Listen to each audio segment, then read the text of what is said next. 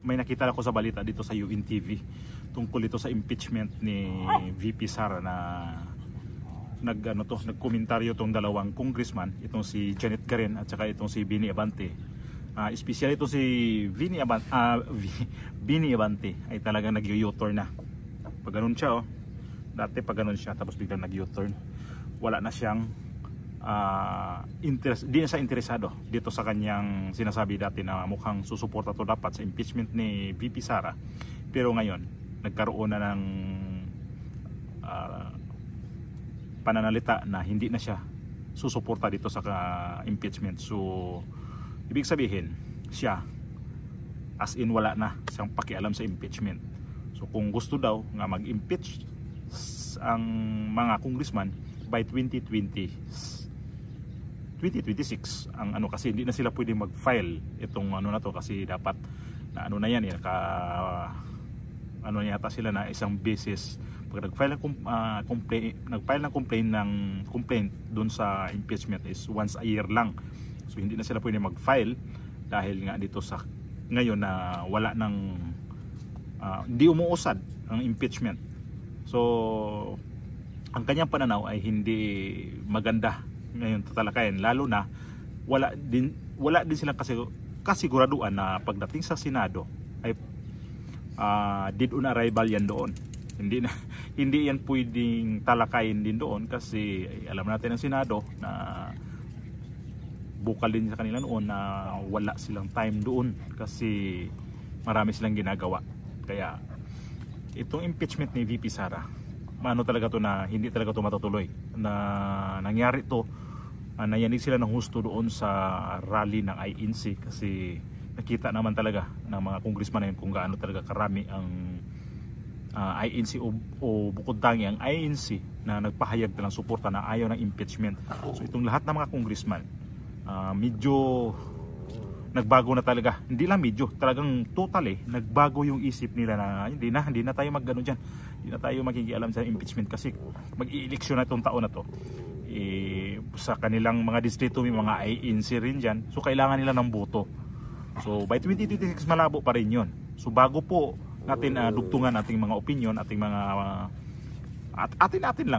akin lang to na nakikita ko lang sa ating pamahalaan ngayon na kung ano ba talaga mangyayari.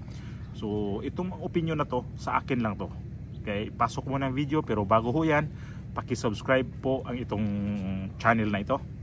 Okay, we can investigate more to be able to be more sure.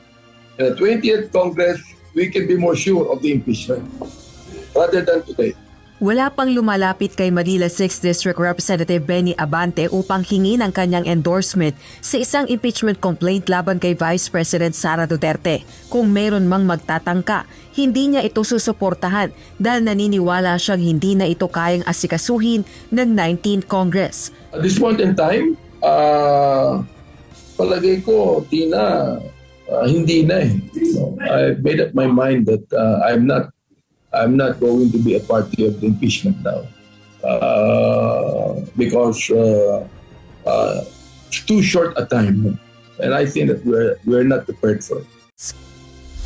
Bagaman dismayado sa posisyon ni Congressman Abante, hindi naman nawawala ng pag-asa si House Deputy Minority Leader, ACT Teachers Party List Representative Franz Castro. Well, karamihan naman na nakakausap ko sa majority ay go pa rin sila.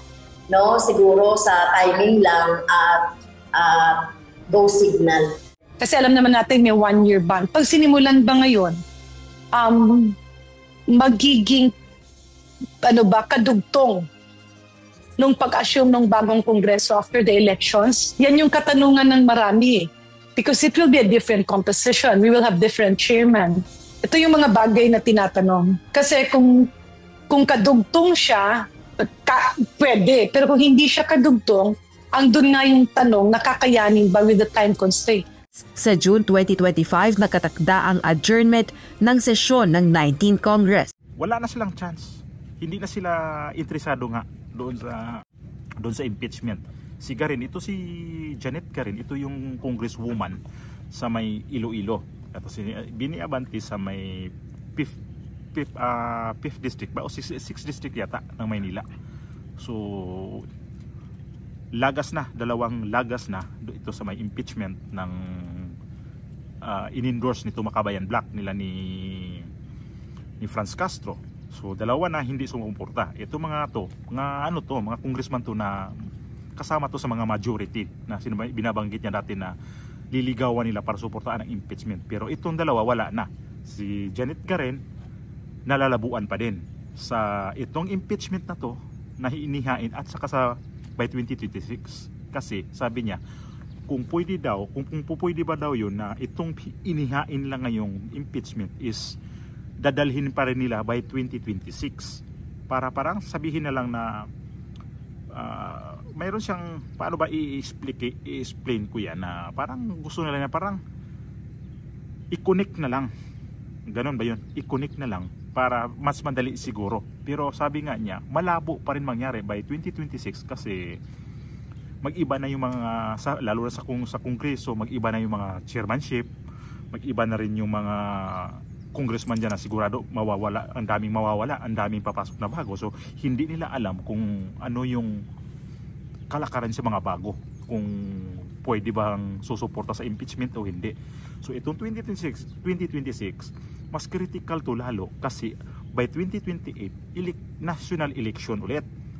Hindi lang to national election ulit na mga senador ang pipiliin, presidente ang pipiliin ito. So itong 2026 mas critical to sa kanila kasi paghahanda na naman yan sa election ng 2028, presidential election. Senador, congressman balik ulit sa mga congressman balik ulit, mga lokal. Bali general election to, bali. Ang tawag kasi niyan sa akin, para sa akin general election kasi kasama na ang mga mga mayor ulit, presidente hanggang pababa na posisyon.